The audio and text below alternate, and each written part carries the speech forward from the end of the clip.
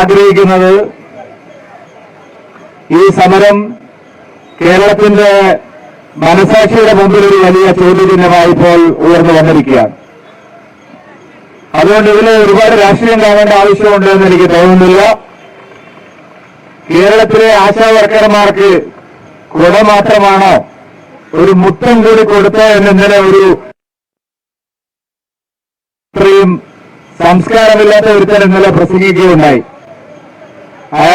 അവനോട് എനിക്ക് പറയാനുള്ളത്, കേരളത്തിൽ ആർക്കെങ്കിലും കേരള ജനത ഒറ്റക്കെട്ടായ ഒരു മുത്തം കൊടുക്കുന്നുണ്ടെങ്കിൽ അത് ഇവിടുത്തെ ആശാ വർക്കർമാർക്ക് തന്നെ ആയിരിക്കണമെന്നുള്ളതാണ് എനിക്ക് പറയാനുള്ളത്.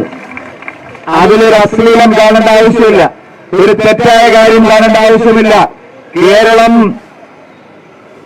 ആശുപത്രിയിൽ കിടന്നപ്പോൾ, വെന്റിലേറ്ററിൽ കിടന്നപ്പോൾ, ക്വാറന്റൈനിൽ കിടന്നപ്പോൾ, കേരളം ഒന്നടങ്കം ഒരു വലിയ മഹാമാരിയെ നേരിട്ടപ്പോൾ മുന്നിൽ നിന്ന് അതിനെ ചെറുത്ത് തോൽപ്പിച്ചവരിൽ ആദ്യം എടുത്തു പറയേണ്ട പേര് ആശാ വർക്കർമാരുടേതാണ്.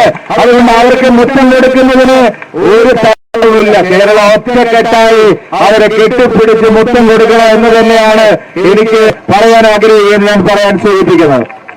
ഇവിടെ ആശാ വർക്കർമാർ മാത്രമല്ല,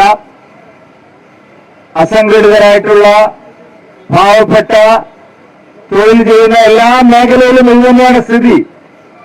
അത് തൊഴിലുറപ്പ് തൊഴിലാളികളാവട്ടെ, അംഗൻവാടി ടീച്ചർമാരാകട്ടെ, ED പോസ്റ്റ്മാൻമാരാകട്ടെ, ആശാ വർക്കർമാരാകട്ടെ, കഴിഞ്ഞ 10 വർഷം മുമ്പ് അവർക്കുണ്ടായിരുന്ന ഓണർ എന്തായിരുന്നു, ഇപ്പോഴെന്താണ്?